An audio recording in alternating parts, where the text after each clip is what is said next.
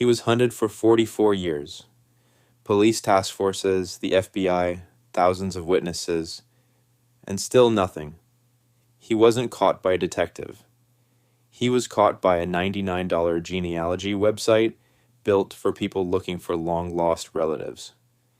This is the story of a man who lived next door to you for 40 years, looking like nothing more than an ordinary neighbor. And the story of a distant cousin who, without ever knowing it, turned him in.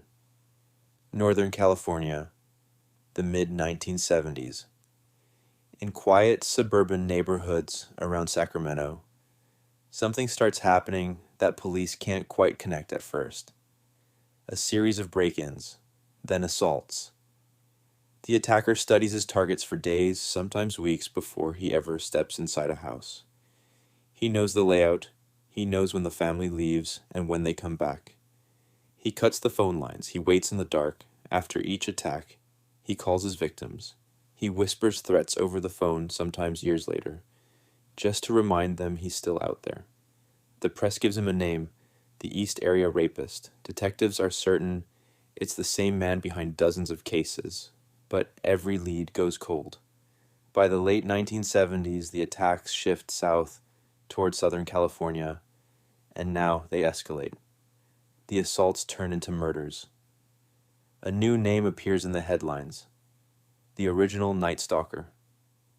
For years, nobody realizes these two cases, hundreds of miles apart, are connected. It will take decades before investigators understand this is one man. Eventually, the media gives him his final, most chilling title, the Golden State Killer. Here's the part of this case that's hardest to sit with. It was never really about the number of victims. It was about how unremarkable he seemed. This man didn't break in recklessly. He prepared like a professional. He'd scout a home for days before ever entering it. He'd disable outdoor lights. He moved through houses without leaving a single fingerprint where it mattered. And that wasn't an accident. Because in the early 1970s, before any of this started, he was a police officer himself. He served in 2 small California departments. He understood exactly how an investigation works, what evidence gets collected, and how to avoid leaving any. In 1979, his police career ends. Not because anyone suspected him of the attacks, but over a minor shoplifting charge. A hammer and a can of dog repellent, stolen from a drugstore. That small, almost laughable incident costs him his badge. It does nothing to stop what he's actually doing at night.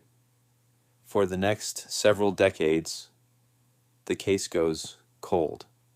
Investigators have his DNA collected from crime scenes as far back as the 1980s.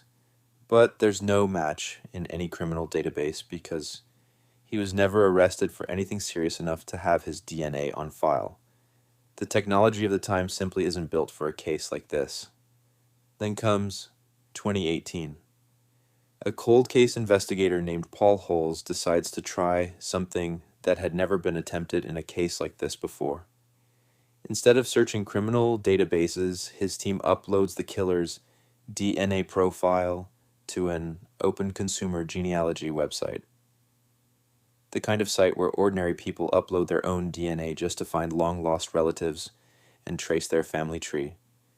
There's no direct match to the killer himself, but there is a match, a distant one, to several people who share a great-great-grandparent with him. People who had submitted their own DNA years earlier, purely out of curiosity about their ancestry, with absolutely no idea what it would eventually be used for. From there, investigators begin building an enormous family tree, working backward from those distant matches to a shared ancestor generations earlier. Then they work forward again, branch by branch, looking for any living descendant who fits the profile, the right age, the right gender, living in the right part of California at the right time.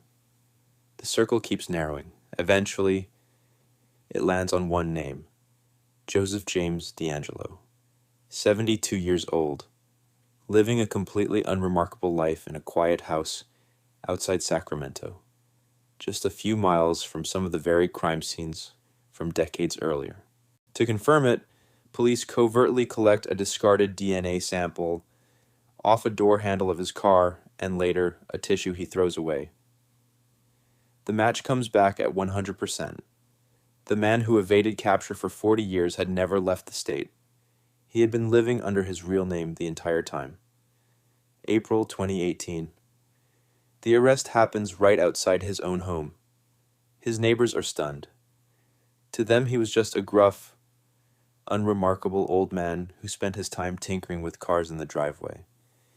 At his sentencing in 2020, dozens of survivors and victims' family members finally speak, some of them waiting over 40 years for this exact moment. DeAngelo pleads guilty to 13 counts of murder and dozens of additional charges in order to avoid the death penalty. The sentence? Life in prison with no possibility of parole. This case becomes the first in history solved through what's now called forensic genetic genealogy. In the years that followed, police departments across the United States used this exact same method to crack dozens of other cold cases that had sat unsolved for decades, some of them considered completely unsolvable. But here's the part of this story that should genuinely unsettle you. DeAngelo wasn't caught because of anything he did wrong. He was caught because a distant cousin, someone he likely never even met, simply wanted to learn more about their family history.